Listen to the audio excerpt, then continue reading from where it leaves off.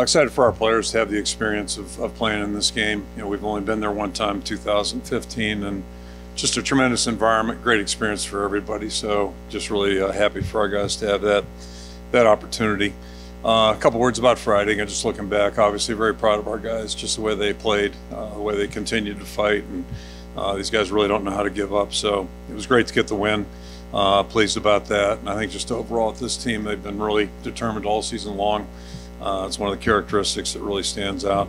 You know, they work hard, they compete hard, and then I think also they've shown great character, and they really do care about each other. They like each other, they trust each other, and care about each other. So those things are really certainly traits you hope for in a football team, and it's probably an extension really of their families, their parents. Just reflective of the kind of support they get at home, and that's something we all appreciate.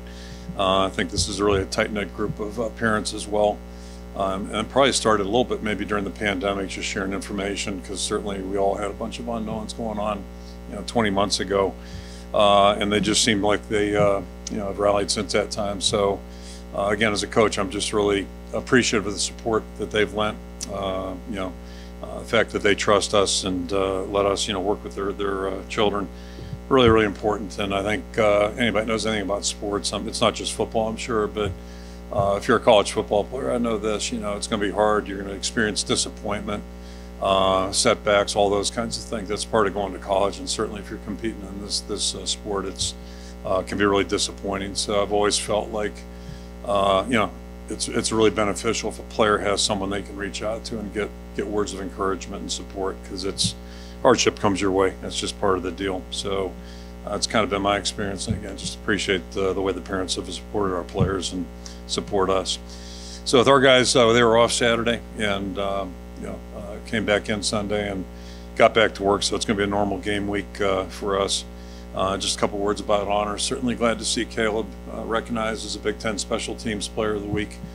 Certainly worthy. He's had a great season. Not surprised or disappointed, but maybe a little disappointed he wasn't in the Groza finalist. But bottom line is you're probably going to see two of the best place kickers in college football in this game, certainly. So Michigan's got an outstanding kicker. We feel the same way about Caleb, and just happy for him to be recognized. Coincidentally, the other two players of the week you probably noticed play for our opponent, so that's kind of a reflection of the kind of team they got.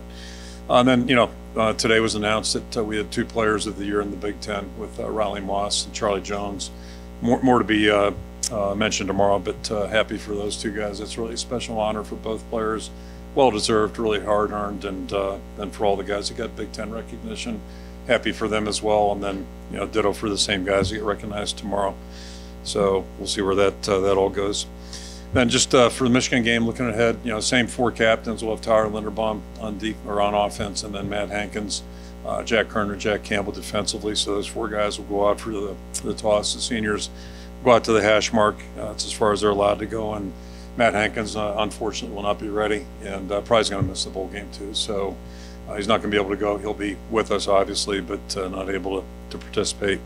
So that's disappointing, especially for Matt. I just feel really badly for him. He's done a great job, had a great career, and this would have been a great thrill for him to be in this game, certainly. So, just looking at Michigan real quickly, I go back, my first experience in this game was in 1981.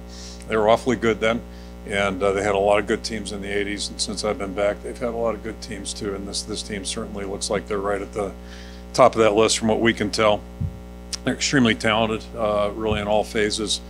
They've got good depth, very, very talented. They're very well coached, and to me, good teams. This is typical of good teams, but Michigan's got a real identity, offensively, defensively, special teams. You can tell their players fully believe in what they're doing. They do it well, and they do it with a lot of energy and really play at a high level. So, it's just a real credit to their football team. They've had a great season, got off to a good start.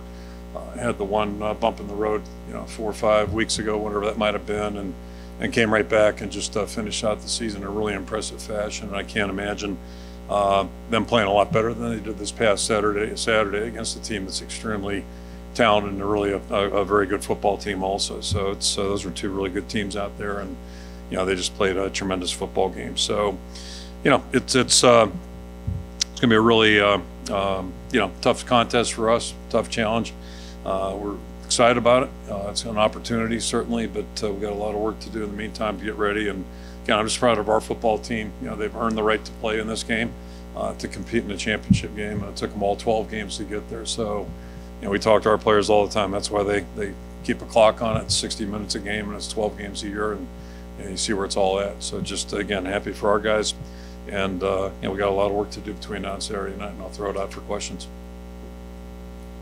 Getting to your decision-making process about quarterback, what ultimately led you to the decision that you made? Well, I really haven't announced the starter yet. We just finished that way, so that's how we put the depth chart like we've been doing. But, he will start the game. Spencer will start the game. And, it was a gut feeling Saturday. We just kind of went with it. And we'll continue to do that moving forward. But we'll start the game with Spencer. I thought he did a good job. And he's done a lot of good things here over 2 years right now. And, we haven't forgotten about that at all. Kirk, is Terry Roberts going to be available? I think so. He's been able to practice. We're not out of the woods yet, but I think we're getting close. So it's been a long, tough path. It's a bone bruise basically, and it's just been hard. And there's no, at least my experience is I sit in meetings and listen, but there's no way to really accurately predict how long a guy's going to be out. But I think he seemed pretty functional yesterday and today, and seems like his spirits are up. So that's good. If he is available, could he jump in there at corner ahead of Harris? Yeah, that's something we'll talk about. But Jamari's done a good job. So, and he went from being a young kid who has never played. Now he's got a couple games under his belt, and from my vantage point, only really made one critical error.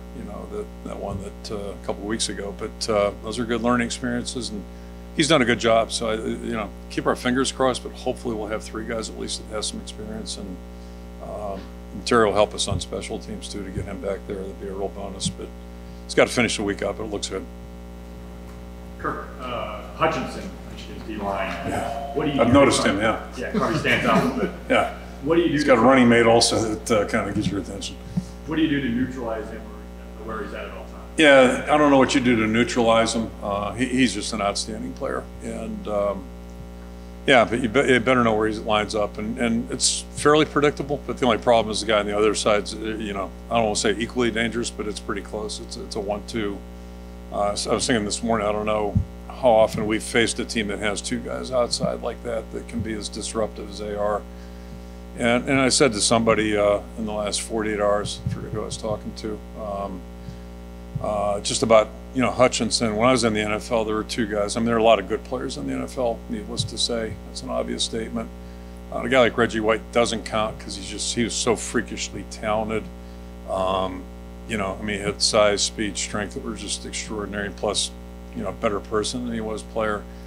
But there were two guys that always stood out in my career, my time, at least my 6 years, my long career, 6 years, right?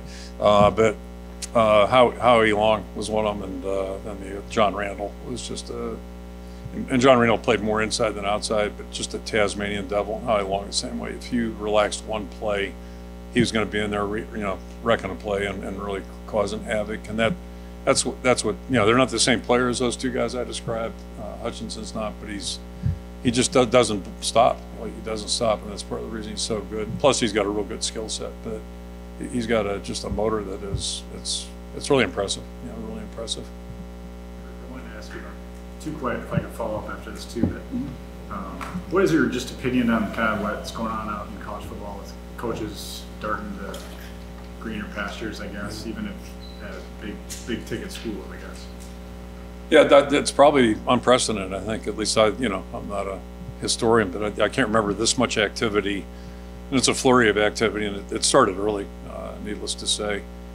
So, it's like a lot of things. It's a sign of the times, where our world's changing. Certainly the world I live in is changing pretty much day to day. So I'm not quite sure where it's going to land or end, or what it's going to look like 5 years from now, whether you want to talk about NIL, transfer portals, all those things. But yeah, I think this is one more step. And, I think a lot of it, it's like anything else, as the dollars get bigger, the stakes get a little higher. It's changed. It really just changed the whole landscape. And, your recruiting director, I don't know if you're aware of this, but he tweeted out something yesterday. I'm not, so. Oh, boy. God, I'm not sure. Do I want to hear this or It not? says, breaking news, Coach Ferentz isn't going anywhere. Oh, okay. Basically goes down the line to say, Well, I'm glad to know that. you're Yeah, gonna first be of all. here. You're Yeah. going to be here a while. So, I mean, is that? I was hoping to be here for a while, yeah. So that's been my plan about for 23 years now. But just trying to make it to the next step. That's really kind of what I've been thinking about. I think I made it to this step. Not Saturday, but I made it this far, Tuesday. Deuce Hogan put his name in the transfer portal that's out there. What were your conversations with him regarding? Yeah, it's unfortunate. We don't lose any players. And we've had a couple choose to transfer out, and pretty sure I'm correct. Usually when players have that thought, my first question: have you thought about it? Spent a lot of time thinking about it. Who have you talked to? Those types of things. And then the second question is like, do you need more time to make a decision? So, and then the only thing I'd add to it is with the quarterback situation, it's a little different, as we know. I know we are living, going back to Chad's question or comment, the portal's changed the world a little bit. But I've always looked at quarterbacks separately. And we've had 3 guys, and I talked to Deuce about this. We've had 3 guys that have left here that all did very well in their next stops. And my guess is he'll do the same thing. But the quarterback position is unique. It's unique in recruiting, as you know. They commit earlier typically because there are limited seats. I know they used to call them a point guard in basketball. I'm not sure whether those guys are the 1 now or are they the 5. They got to be at one end. But in the old days, they were point guards, right? You only had one point guard that was the guy. So I fully appreciate it. He wants to get somewhere where I think he feels like he has a little better opportunity, and fully support him. He's a tremendous young guy, and he's got a really good arm, and I joked about him last Tuesday, but he made some really good throws that day. Probably been more appropriate if I said our 3rd quarterback instead of, naming his name. But, I'm not real comfortable with any 3rd quarterback being in the game until they get to work as a 1 or 2, but he's a really talented young guy. More guys now going into the portal earlier because of the early signing period, or maybe wanting to get someplace earlier? I really don't follow that closely, but it's funny you bring it up because I don't know who it was. I've gotten a few texts in the last several days. But somebody mentioned, you probably know this, 230 people entered the portal yesterday. Is that possible? Okay, so I don't know if I assume it's a high number. The guy wouldn't have mentioned it because I'm really not following it. But yeah, I think that's just the world we're living in right now, and it's going to be part of the terrain we all have to navigate. Speaking of your comment of the other day, of course, you mentioned you were joking. It seemed like you were joking, but I hope you took it that way. Yeah, right. Yeah. But if you're a quarterback, a 13 quarterback who feels like he's not getting an opportunity, probably doesn't take it as such. Did he ask you about that? Did you bring it up to him? Well, I brought it up to him, and in retrospect, I wish I had not named the name. That in a team meeting, that might be at least hopefully everybody laughed, that type of thing, because I think people. Bottom line is this: I'm not going to coach a player through the media or say something that's hopefully hurtful or malicious towards a player. To me, that's not appropriate. And I did share that with the team on Sunday, that exact point. And I just want to make sure they all understood. If I have an issue with any player, we'll have a private visit, and that's where that'll be aired, because I don't like to air that kind of stuff out publicly. So yeah, it was by no means that way. But in retrospect, I wish I hadn't said it, quite frankly. On Saturday, will you kind of go into the game with the same approach with the quarterback situation that, hey, if it's not working, we'll keep every option open in all possessions. And one thing we want to make sure Alex understood, whenever Spencer was healthy, I guess it was 2 games ago, it seems like a month ago, was that we didn't want him looking over his shoulder, and same thing for Spencer. Whoever's in there's got to play, and then we'll handle as we want and or as we go. We don't want a guy looking over the shoulder or start that kind of situation. That's not good for anybody, I don't think. What's it going to take for you guys to win this game? Yeah, it's I'm still trying to get my head around that a little bit. We've played some games. I'm thinking just off the top of my head, 2 times ago when we played these guys in 16, I think we were 30-point underdogs, 26, something like that. I think back to the Penn State 08 game where they were 2nd or 3rd in the country, whatever they might have been. The thing about LSU, which I know it was a miracle play at the end. The miracle really was that after 59 minutes that we were even in the ball game. If you really looked at their personnel, you go back and look at who's on that roster. So I look at the thing of those 3 games and just like and I told the team, the fun part about these games is you really have to be at your best each and every play. And those old axioms or cliches about, you never know what 6 plays or 8 plays are going to define a game. They are true. And in games like this, they're certainly true. But these guys are just so good in every position. They just put a lot of pressure on you. And I don't mean like, blitzing pressure, but it's just, or tempo pressure, but it's just, you know what they're capable of. So you really have to just try to make them earn everything. And that's going to, it's easier said than done. And then we're going to have to come up with something, somewhere along the way, create a break or whatever. And, somehow, some way, find a way to get it done. Very different feeling going into this game than back in 2015, you guys were undefeated. Yes and no. I don't know if there is that way. It's just, I don't think we were feeling pressure back then. That undefeated thing. It was just we wanted to go there and win the game, and it was a hell of a game. And it's ironic. I still say we went 12-0 that year, but I got more compliments about our team after that game than I did any of the other 12, or maybe those 12 combined, just because both teams competed so hard. And I think that's what you hope for in a championship game. Obviously, if you're on one sideline, you're hoping your team is on the right end of the score. But that was just one unbelievable football game. So before you can win a game, you got to play and be in it like that. And we just couldn't come up with that last stop or that last cash in on something. But I don't know if there's any difference here other than I know the similarity is I know we're playing a really good team and we're going to play our best football of the year to have a chance to be in it. How much has Jack Campbell meant to this defense? Oh, he's been outstanding. And that position. It's like the quarterback a little bit, it's a position where things kind of emanate right from there, it just kind of starts things. And, we've been so lucky. I know Chad didn't play the middle linebacker position. If you think about Chad and Abdul, what a combination those two guys were. And Abdul was an outstanding middle linebacker. You slide up to Anger, and now, Josie Jewell, all three of them very different personalities, but boy, they're really good players at that spot. And I'm probably leaving some guys out too, but those three pop out just right off the bat. And then Jack's just done a great job too. So it's to build a good defense, build anything. It helps to be good up the middle. I believe in that. I'm a baseball guy, so it's good to be up the middle. Strong. Riley Moss won the award today. Did you expect him to have that kind of season coming into the year? And the second part of that question, what makes him so good at his job back there? Well, we thought he'd play well. We were expecting that, and it was really nice to have he and Matt. His 2 senior cornerbacks that were experienced and really good players. They both have great attitudes, and they're guys that everybody in the team respects.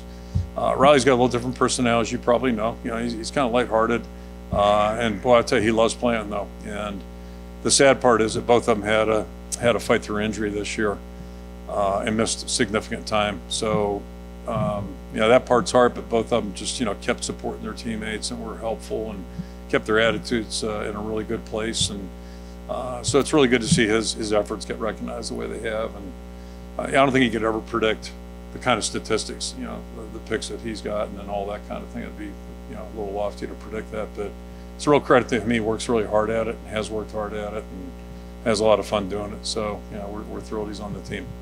Is there a way to quantify what Spencer brings from a mental approach to a game like this, and especially when getting in the right pass pro is going to be real critical against a team? Yeah, I'm still not sure what the right pass pro is, unless we don't want to have any receivers go out, and then we could block them up, but that's going to be unrealistic. So yeah, we're going to have to be smart about that, or as smart as we can be. But yeah, I think his experience certainly helps. He's played more than Alex. That's a benefit potentially, and he's been knocked around. He's had success and been knocked around too, and that's just kind of build a resume, if you will. So it's got to help. It's still going to be a real big challenge. These guys are really, really good on defense. How do you establish the run against such a good Michigan defensive front? We're just going to have to bang away at it and see what we can do, and it's going to start by blocking them. You got to try to block them and pick runs maybe that are smart.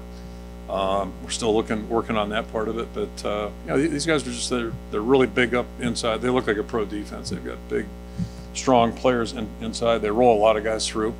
Depending on your personnel, the outside guys, 97's not coming off the field, but on the other side, they'll put a big physical guy in there too if you're in a run group, if you will. So, they match up strategically. They're smart that way, So they pose a lot of problems for you. They really do.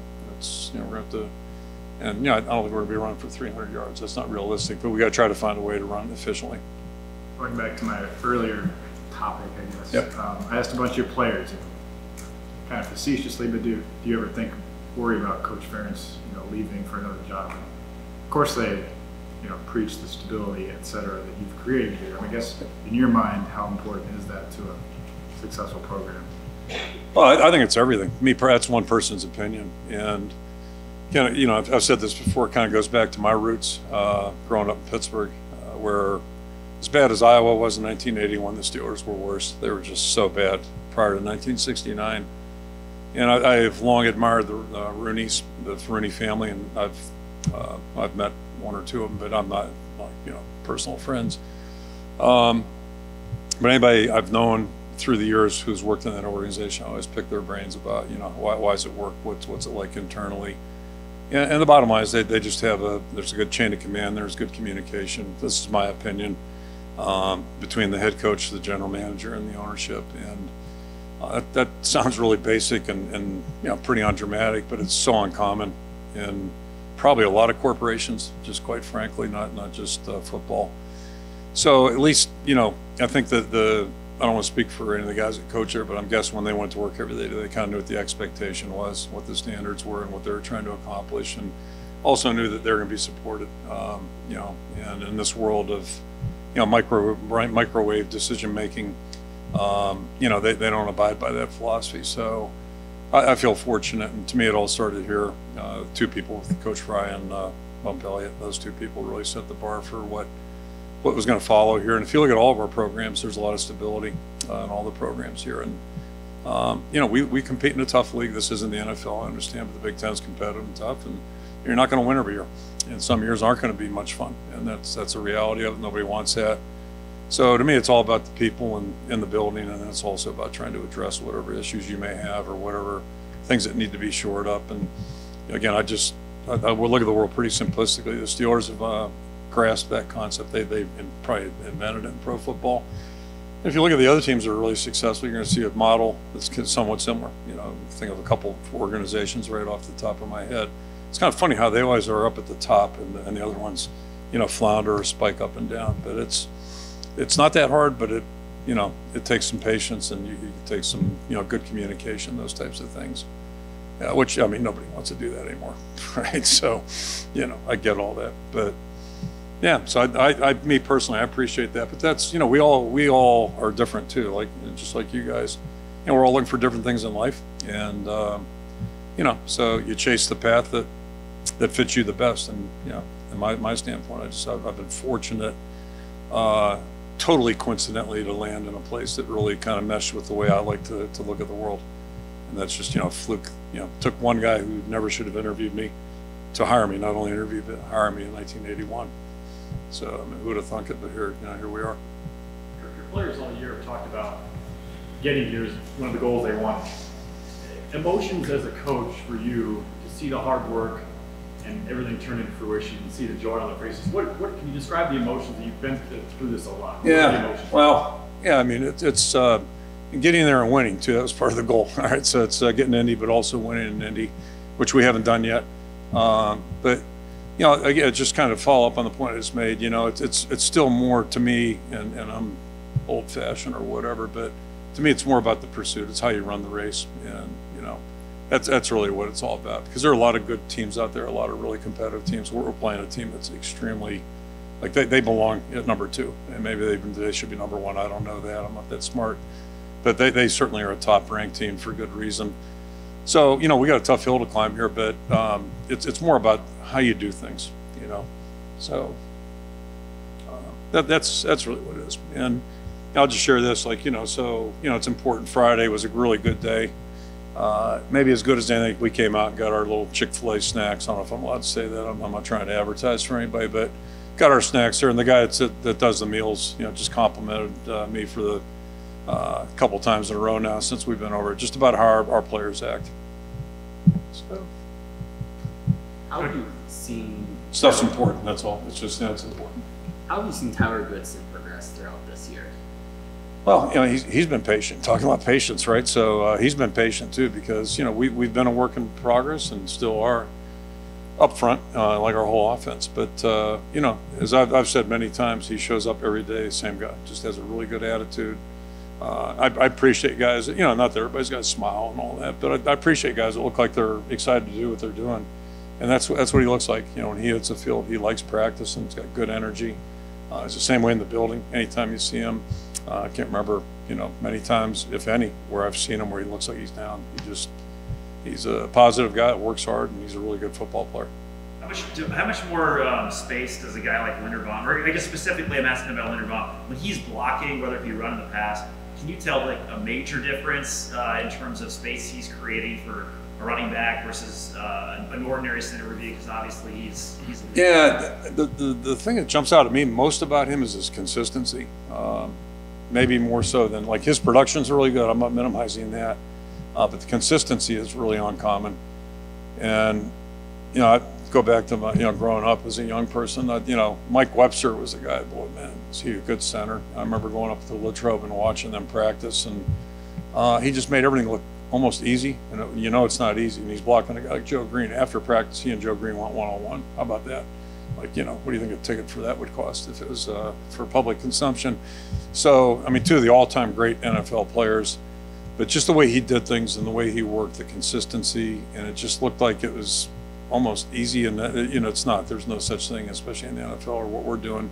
But that's how I describe Tyler. He just is so efficient, so focused, and usually pretty sound fundamentally. So he wins a lot of battles because of that, and it sounds simple again, but it's easy to say it, but it's really hard to do, and that's the thing. And then the other part I would just say about him, you meet him, he's a really kind of, I don't know if low key is the right word, but he's not a outward rambunctious guy. He's ultra competitive, and most good players are. Like they know how to go. Today, Jack Campbell told us about a note that you left in players' lockers. I guess it was after the Wisconsin game, about overcoming adversity and how it can take you to a place of use it in the right way. What prompted you to leave that note at that time? And when you make those decisions, how do you determine whether to use kind of like outside motivation or a rallying tool versus keeping it? First of all, for the record, I steal everything. I haven't had an original thought in about 50 years, and it was probably a bad thought too, whatever it was. But that actually coincident was Coach Bennett from UVA. It was after they lost. They were I think UMBC was 64 seed or whatever, and UVA was #1. But he's I've never met him, but I really respected his dad as a coach. And I don't know anything about basketball. I just know if I like it or not. What I see, I had a lot of respect for his dad, a lot of respect for Coach Bennett. So I thought, because we've maybe not all been there for that extreme. #1, we've never been #1, but to have that kind of heartbreak and all that, and I thought he really handled that well. It was a great quote. And then a year later, they came back and won it. So, the message is there's all kinds of people you steal things from, but it's you push through. You push through, just like Michigan did. They had a disappointing loss, and really won the game statistically. And if you looked at the film, you'd say, boy, but it didn't. It didn't work out that day, and they just kept pushing. And now look at them. They're playing really good and just beat their arch rival pretty soundly. So, you're always stealing thoughts. Because I don't have many original ones. So just look around. Keep your eyes open. You had to deal with a lot of turmoil and adversity a year and a half ago. Yep.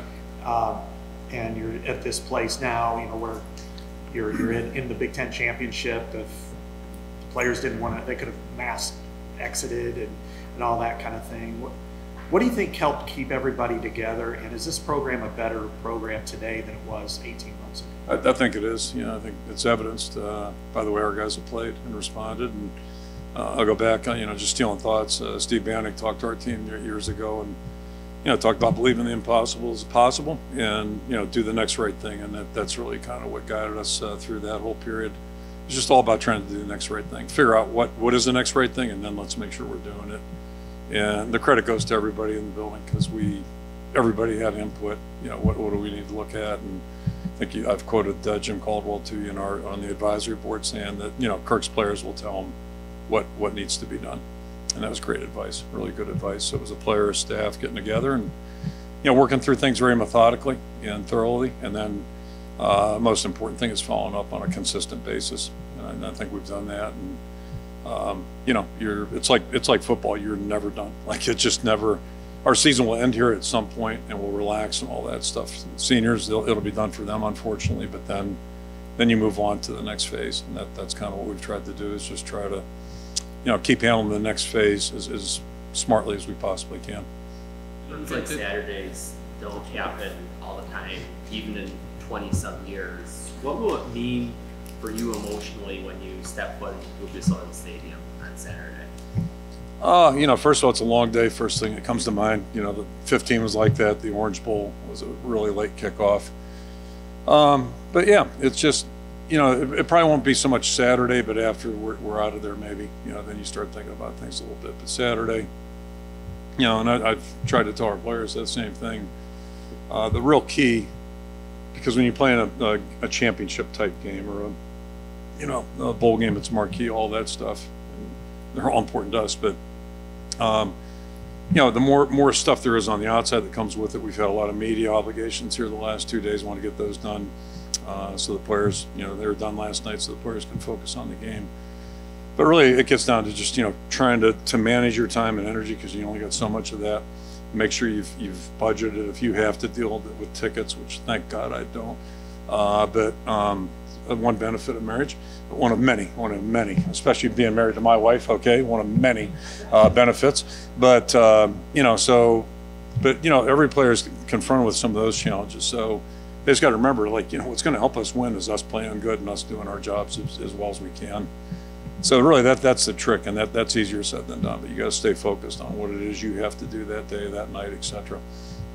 Any extra excitement from Tom Tracy, just Britt, you know, getting to go home? Yeah, I think those guys are fired up. Yeah, we got a couple guys, you know, Craig's from there too, and yeah, so it's all good. And I always tease those guys. You know, the downside is you get more ticket requests when you go to your home state, but I think they're certainly willing to trade that off. Kirk, kind of following up on what Scott was talking. Mm-hmm. Has everything that's gone on kind of, it seems like it's deepened your kind of emotional connection to this team in a lot of ways. Is that fair? Yeah, I mean, we got a close team, so it's we got a close team. So anyway, and a good staff, really good staff, and I think, you know, I mean, we've all done this all together, so it's been good. Yep. Okay, thank you.